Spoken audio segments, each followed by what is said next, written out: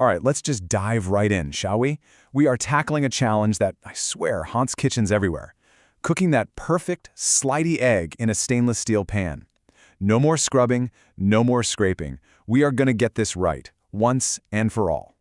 This quote right here, this is from a home cook, and man, it just perfectly captures the feeling, doesn't it? That one, seemingly simple task in the kitchen that just feels impossible. You've got this beautiful, professional-looking pan that just refuses to cooperate with a simple egg. I am willing to bet it does. If you've ever splurged on a good set of stainless steel pans, you have probably had this exact moment of sheer frustration. Trust me, you are not alone in this fight. It's a culinary nightmare, right? You have this pristine, durable pan that can create the most amazing sears and sauces, but the second you try to cook something delicate like an egg, it turns into this sticky, cemented-on mess that makes you want to just grab that old non-stick pan you swore you were done with. So where does it all go wrong? Well, the person who called this their white whale mentioned they were preheating their pan to about 160 degrees Fahrenheit. And that right there is our first big clue. That temperature is actually part of the problem, not the solution. Look, to conquer the problem, we've got to understand it first. This isn't some kind of kitchen magic, it's just physics and chemistry. Once you get why food sticks, you'll hold the key to preventing it forever. I mean, it seems like it shouldn't, right?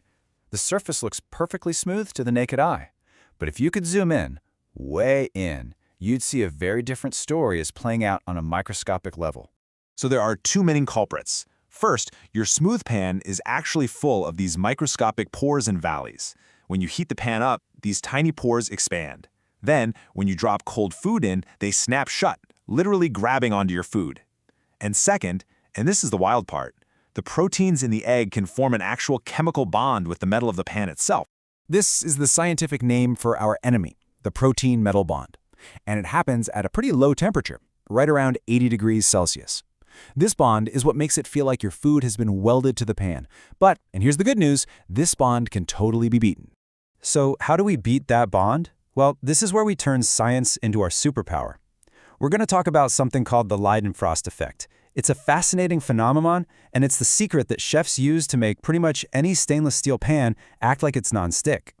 Basically, what happens is, when the pan gets hot enough, a drop of water doesn't just sizzle and evaporate. Instead, it instantly creates this little cushion of steam that it literally floats on top of. That vapor barrier is what we're going to use to keep our egg from ever actually touching the metal in the first place. And here's the cool part. You can see this for yourself right in your kitchen. No fancy thermometers needed. Heat your pan up and just flick a little drop of water in. If it sizzles like crazy and disappears, nope, not hot enough. You're looking for that magic moment when the water bead balls up and just glides around the pan like a tiny Mercury hovercraft. That's the signal. That's your green light. Okay, theory is great, but let's actually cook some eggs. We're going to put all that science into a simple, repeatable process that is going to give you perfect results every single time. Okay, let's walk through this carefully. Step 1, preheat that pan until you get those dancing water beads. Now, step 2, this is the super counterintuitive genius move that almost everyone misses. You gotta turn the heat down to low and let the pan cool for just a bit, maybe 30 seconds. Why? Because that Leidenfrost temperature is actually way too hot to cook an egg without burning it. So we get the pan hot enough to create the nonstick layer, then we bring it down to a proper cooking temp. Then you add your fat, then your egg. And now for the hardest part. Just wait. Don't touch it. Let it cook for 30 seconds or so. The proteins will set, and you'll see the egg will literally release itself. Getting the egg right is the main event for sure, but a few extra tips on what fat to use and how to clean up will make you a true stainless steel master. So, butter or oil? You hear this debate all the time. A lot of cooks swear by butter for eggs, and there's a good reason. The water and milk solids that are in butter can actually provide an extra little buffer against sticking compared to just pure oil. Now, high smoke point oils are amazing for searing meats, but for eggs, butter often has the edge. And what about cleanup? The number one rule, and this is a big one, let the pan cool down a bit before you hit it with cold water. You want to avoid warping it.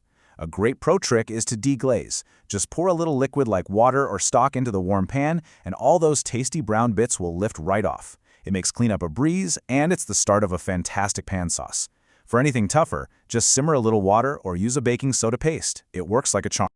So you see, you don't need to go out and buy a special pan. You already have the perfect tool. That frustration you felt, it wasn't because of your pan, it was just a matter of technique. And now, you've got it. The power is totally in your hands now. That shiny stainless steel pan is no longer your enemy. It's your partner in the kitchen. So the only question left is, what are you going to cook first?